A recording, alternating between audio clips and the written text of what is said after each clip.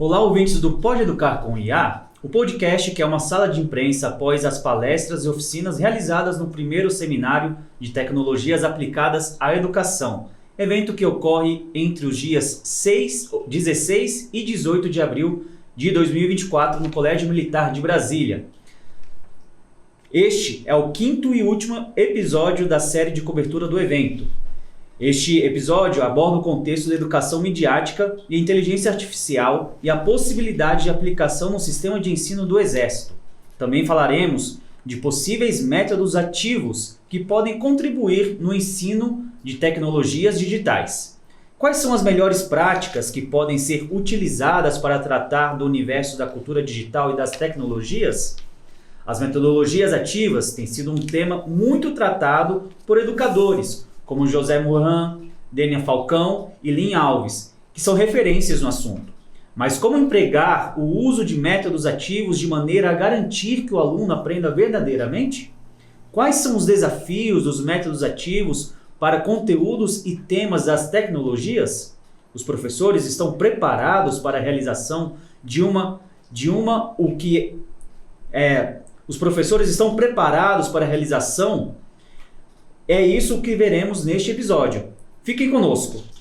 Eu sou Lucas Rocha, apresentador do podcast, jornalista do Departamento de Ciência e Tecnologia, o DCT, atuando em parceria com o CEP-FDC.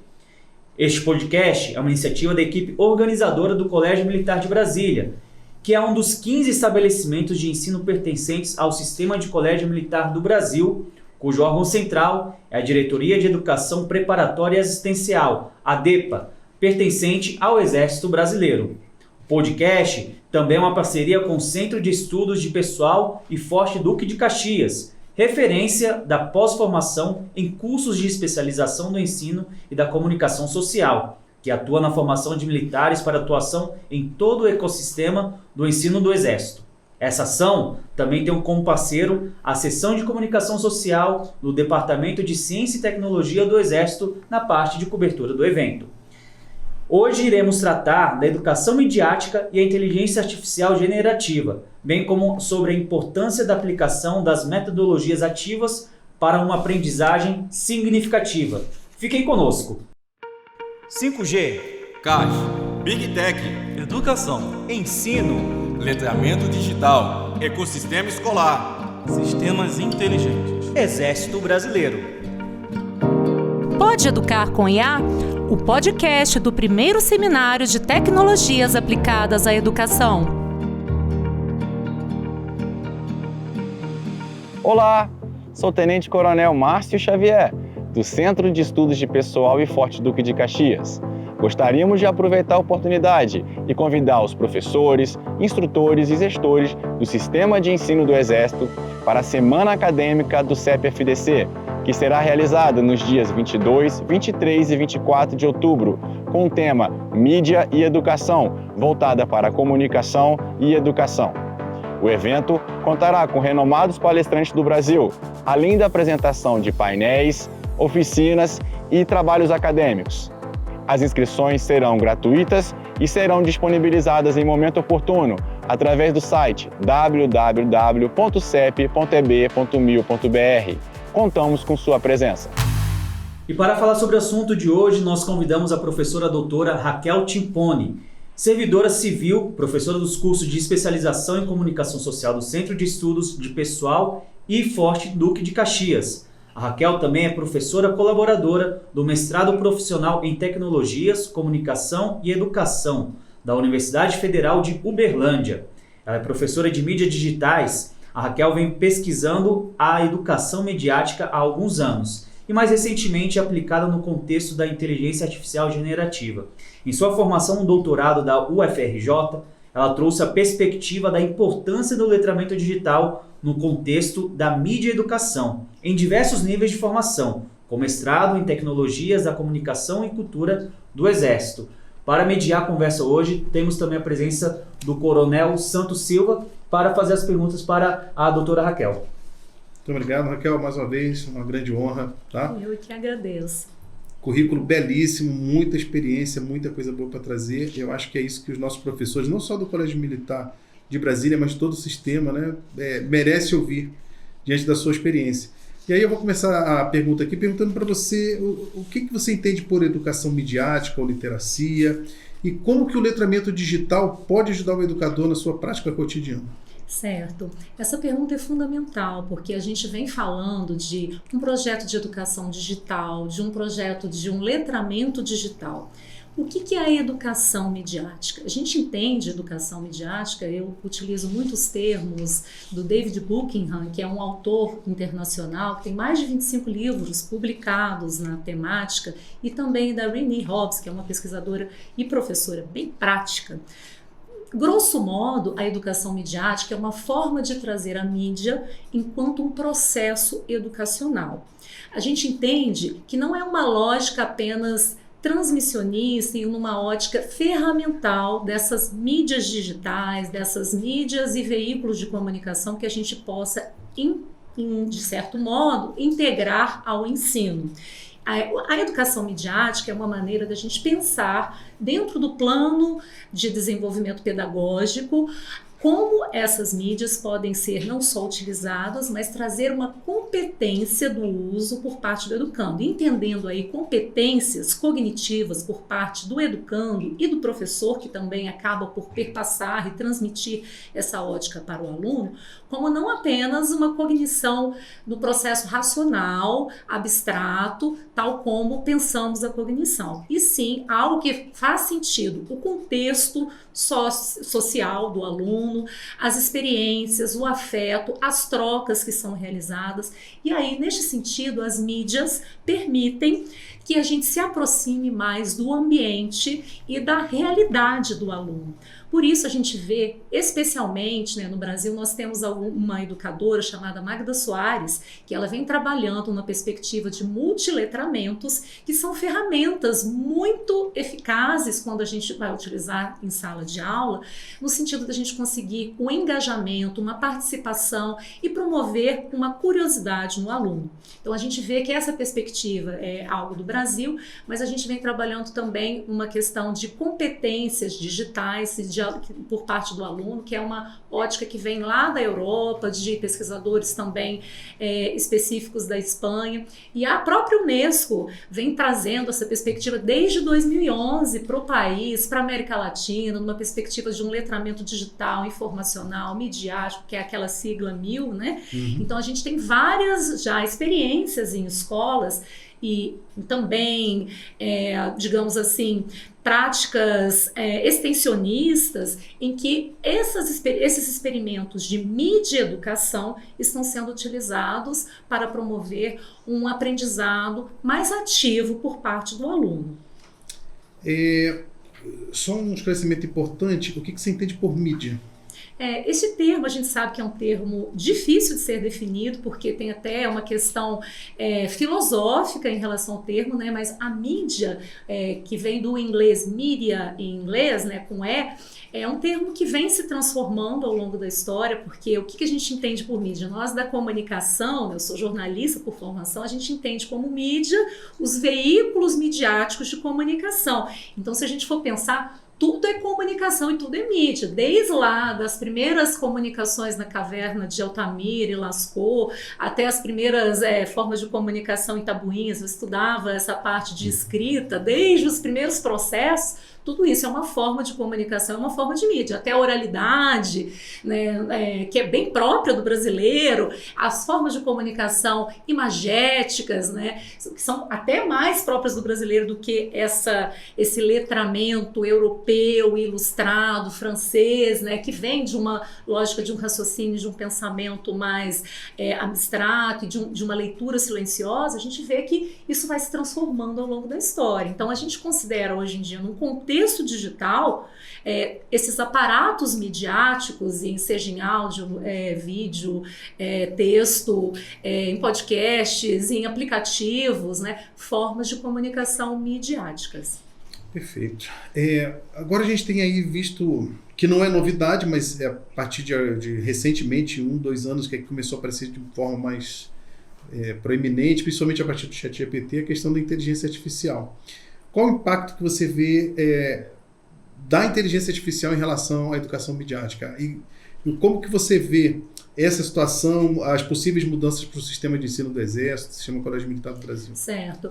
Eu sou da defesa de que é preciso munir o professor, que ele é o primeiro elo ali na cadeia de ensino e da educação, de informações. Então é preciso capacitar, formar o professor para que ele possa ter elementos conscientes de escolher que elementos midiáticos ele pode utilizar dentro do seu contexto do conteúdo e o objetivo pedagógico de um conteúdo. Porque não adianta só a gente munir o professor de informações como vamos capacitar os docentes para saber programação em robótica, que seria uma visão muito ferramental, não que não seja importante, é muito importante, mas para além dessa visão somente da técnica, é preciso capacitar o professor no sentido de compreender como ele pode colaborar e compreender como funciona, o que está por trás dessas tecnologias, como aplicar uma reflexão crítica para que ele possa levar esses elementos de uma reflexão crítica, de um pensamento que vai levar o aluno a refletir por si próprio neste processo. Então é fundamental, quando pensarmos na educação midiática, eu venho trabalhando a educação midiática para IA na prática. Eu trabalho com educação para projetos, para pós-formação, né, no ensino de comunicação do Exército, e a gente vem trabalhando com os cursos de comunicação social, ensinando os alunos como mexer nessas ferramentas, mas no sentido de que mexendo nessas ferramentas, eles vão compreender elementos como o enviesamento, como a vigilância, como o mapeamento facial, com a relação que é feita, né, com relação à coleta dos nossos dados. Isso vai dando uma consciência no educando de como esses aparatos e essa lógica da plataformização está funcionando. Então, a partir daí, ele consegue ter um discernimento crítico de até que ponto ele vai colocar os seus dados pessoais ou até que ponto isso vai interferir na sua segurança pessoal, já que as grandes plataformas e big techs estão comandando essa forma de controle, né, neste novo contexto da cultura da plataformização e da cultura digital. Então é fundamental a gente compreender isso, eu acredito que pela prática e com métodos mais ativos. Então eu venho trabalhando muito com alguns métodos ativos e também com design thinking, com algumas perspectivas de fazer metodologias de projetos, levando a partir de um desafio, de uma questão norteadora, de uma questão problema inicial, o aluno a investigar no meio deste processo e com isso ele acaba aprendendo mais sobre esse universo da tecnologia.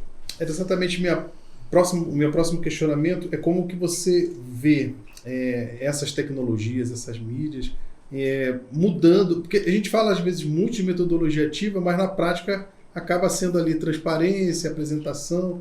Então você já adiantou um pouco exatamente disso. Então como é que você vê que essas mídias podem apoiar o melhor desenvolvimento de metodologias ativas no processo de ensino-aprendizagem? Eu acredito que isso é fundamental. Não adianta o professor só ficar, né, no método transmissionista tentando mostrar o que essas tecnologias, né, representam especificamente de mudança cultural. Isso é muito importante, mas o aluno verdadeiramente, seja no ensino básico, especificamente do Colégio Militar, ou de outras escolas de formação do Exército de pós-formação, ele só vai compreender mesmo fazendo.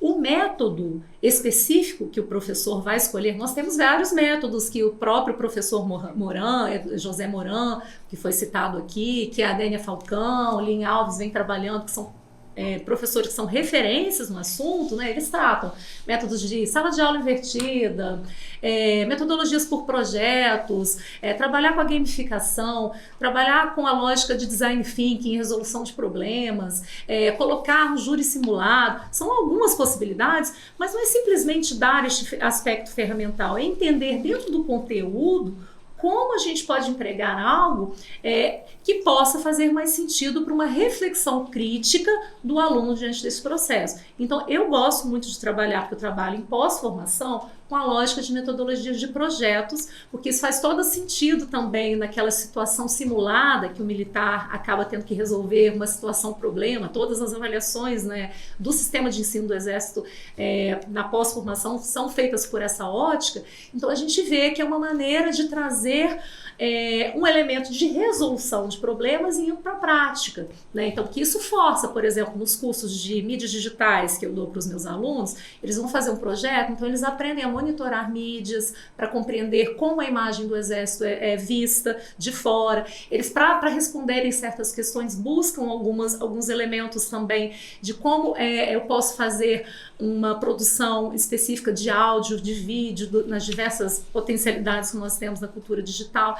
Aí eles testam lá com a linguagem que o ChatGPT poderia fazer e testam com a linguagem técnica do jornalista para comparar como os discursos, a descrição textual vai ser diferente, porque há uma referência mais contextual de imbricamento das relações de contextos maiores quando a gente forma um profissional. Então, ele vai começando a compreender essas diferenças do que é próprio de um robô, do que é próprio do humano, qual que é o papel do humano em ultrapassar, em aumentar essa inteligência diante dos usos tecnológicos. Então, para mim, é fundamental, e o CEP, né, o Centro de Estudos de Pessoal, tem sido referência nisso. Nós temos uma outra professora de lá, que há mais de 35 anos, que é a professora Ângela Cristina Rodrigues.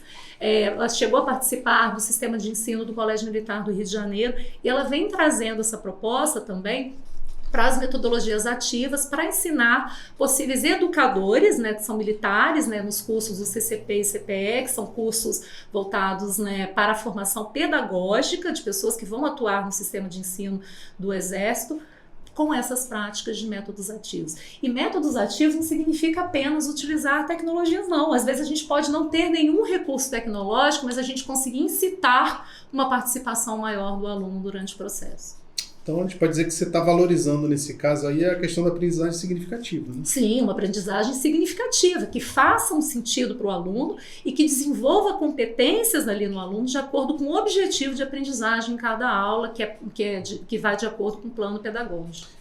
Então você entra um pouquinho numa outra questão, que é o seguinte: como é que você vê a relação entre a tecnologia, os equipamentos tecnológicos e a atividade que um professor programa, como ele vai ministrar sua aula? Como é que você vê essa relação? Olha, Coronel, esse elemento é fundamental. Eu dou aula de mídias digitais, né? O professor, ele tem que estar capacitado também quando ele vai dar uma aula de um software. Então, antes de dar uma aula sobre um software, para entender, mesmo que não seja a funcionalidade básica ali, tratar como funciona o software, mas utilizar o software para entender o que a gente pode compreender que emerge desse uso do software, ele precisa compreender.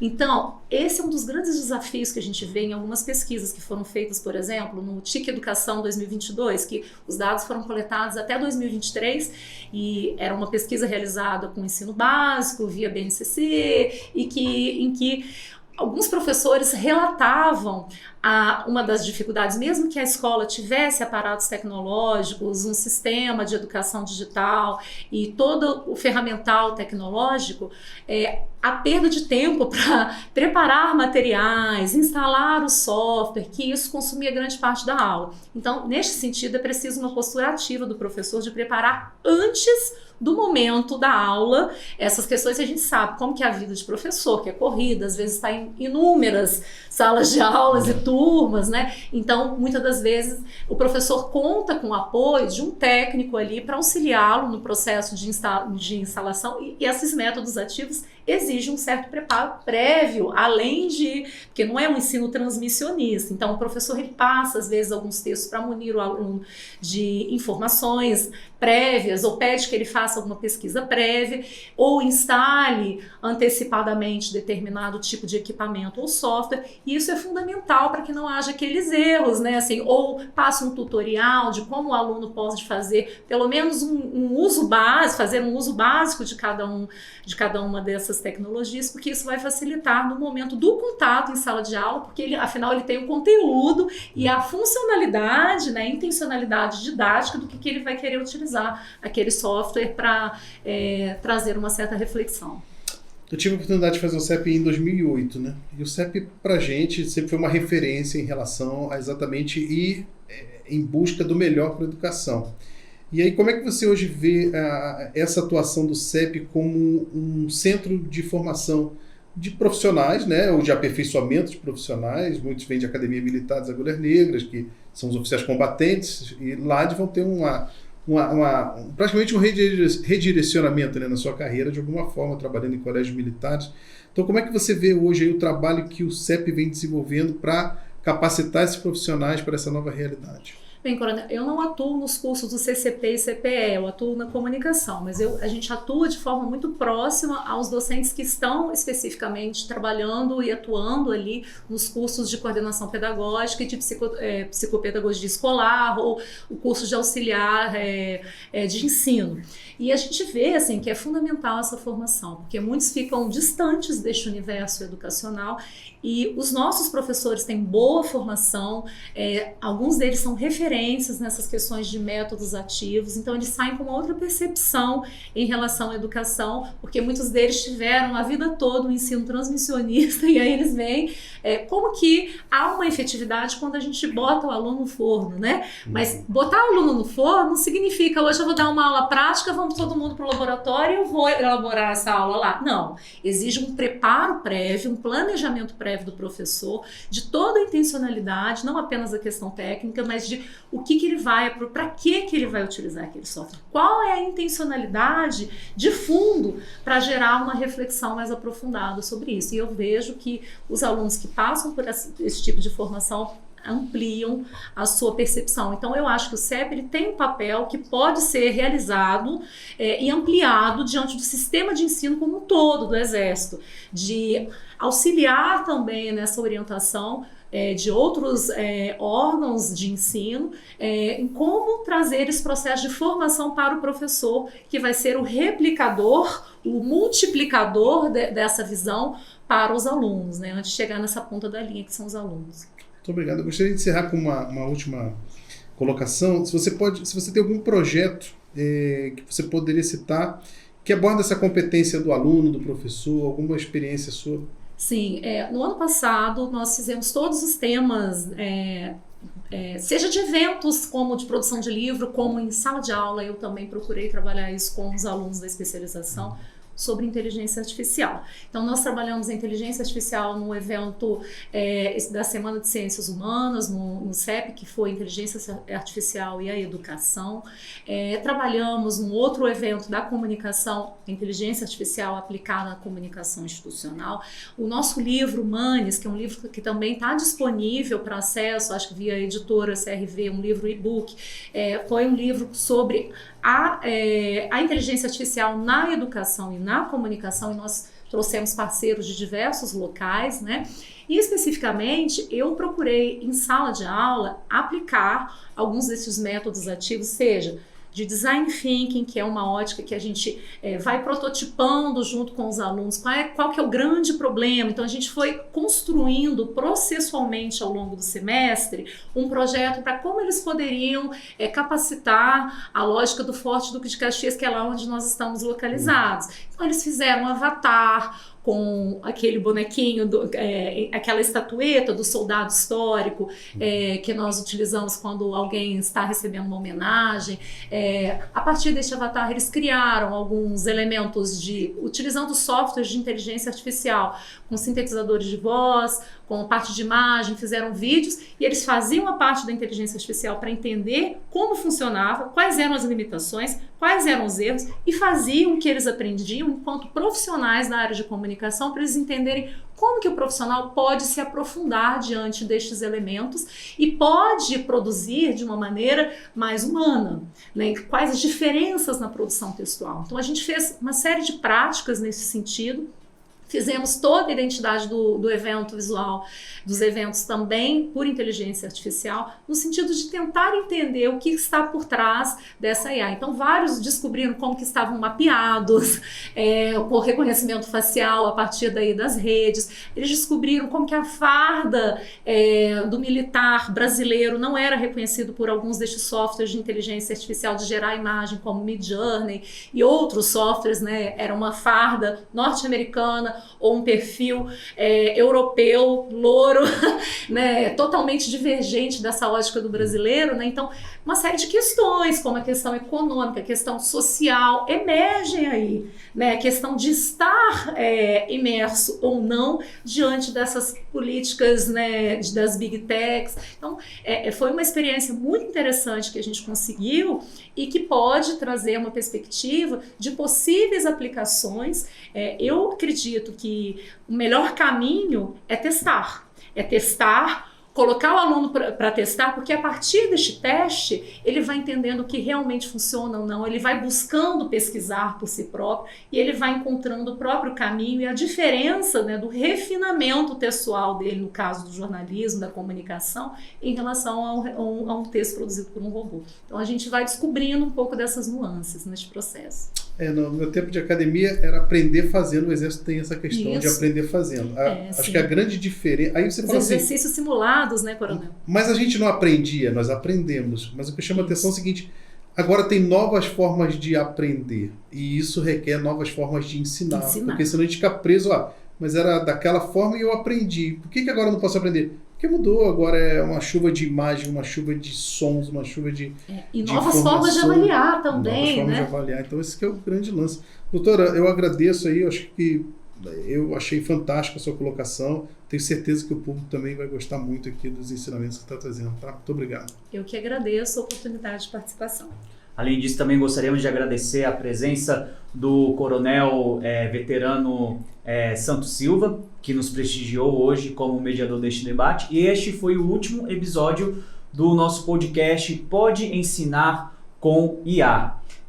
Que é um podcast que é uma sala de imprensa do primeiro seminário de tecnologias aplicadas à educação, promovido pelo Colégio Militar de Brasília. E nós temos um último recado, na verdade, é uma correção. Nos outros 4 episódios, nós nos referimos ao Colégio Militar de Brasília como sendo uma das 14 unidades do sistema de colégios militares do Brasil. Porém, na realidade, nós temos 15 colégios militares que fazem parte desse sistema, sendo que o mais recente deles é o Colégio da Vila Militar, lá no Rio de Janeiro. Então fica aí a nossa correção em relação aos outros episódios. Você pode conferir todos os outros 4 episódios na íntegra dentro do nosso canal no YouTube. E aí você vai poder imergir nos principais tópicos que o seminário perpassou. Foi um privilégio poder passar este tempo junto com todos vocês e até a próxima oportunidade. 5G, CAS, Big Tech, Educação, ensino, letramento digital, ecossistema escolar, sistemas inteligentes. Exército Brasileiro. Pode Educar com IA?